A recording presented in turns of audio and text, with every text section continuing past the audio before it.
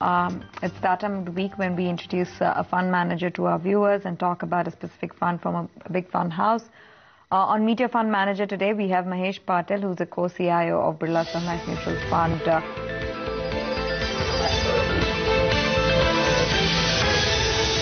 Mahesh, good to have you on the show.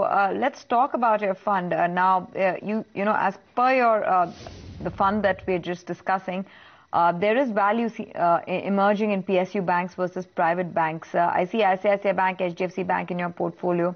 Is there any scope to look at a State Bank of India or Punjab National Bank or PSU banks essentially at this point? Well, over the last couple of years, 1 year or so, we have been positioned in private sector banks. I think that's played out pretty well for us. Our view has been that in the kind of slowdown, I think there's a lot of stress on the balance sheet, and PSU banks are pretty vulnerable to that. And we have been focused on more of the banks, even in the private sector, more banks which have got retail assets. And these banks have done extremely well in the last 1 year. I think increasingly we have seen that the valuation differential between the better performing private sector banks and the PSU banks has reached at an all-time high level. And now with interest rates kind of coming off, even economy kind of bottoming out, I think we've started looking at PSU banks more favorably than what we had done in the past.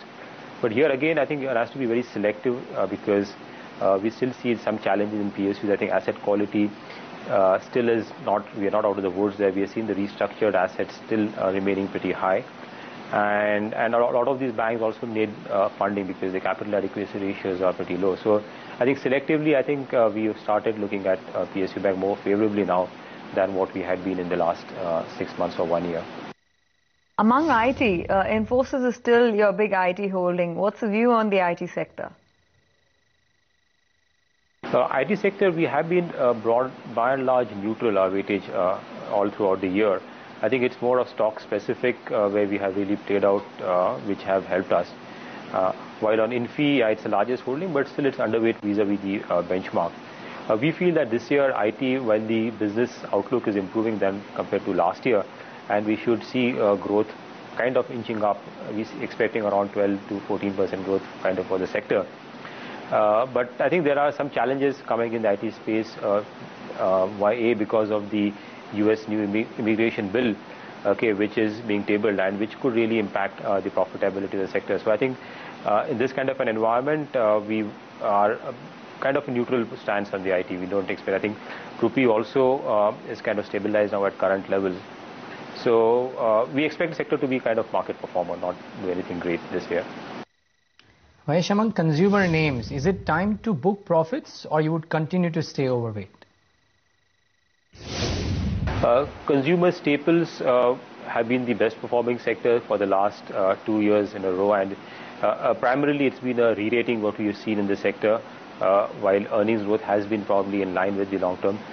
At the valuations where some of the consumer names are, we don't find the risk reward to be favorable.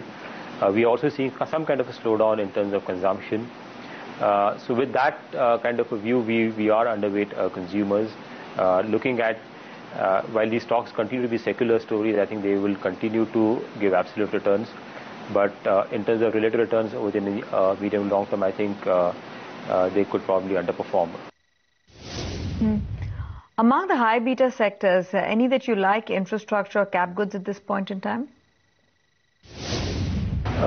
See, again, high beta on what we are looking at sectors which have been beaten down and where we could see recovery coming in. Those are sectors I think we would like to be positioned over there. Again, a lot of these so-called high beta sectors, there's a lot of stress in the company's balance sheet. A lot of companies are highly leveraged. So we don't think this is a time to really look at companies with high leverage, but focus on companies with strong balance sheets, which can actually take advantage of any recovery what we see in the economy, because these are the first guys which could take orders. So I think if you look at from that standpoint, I think we will not be so biased toward the asset owners, infra players, but more towards the companies which supply services and goods, okay, to the sector. So be it capital goods or some of the service companies. That's where I think we would like to position to play the up move in the economy.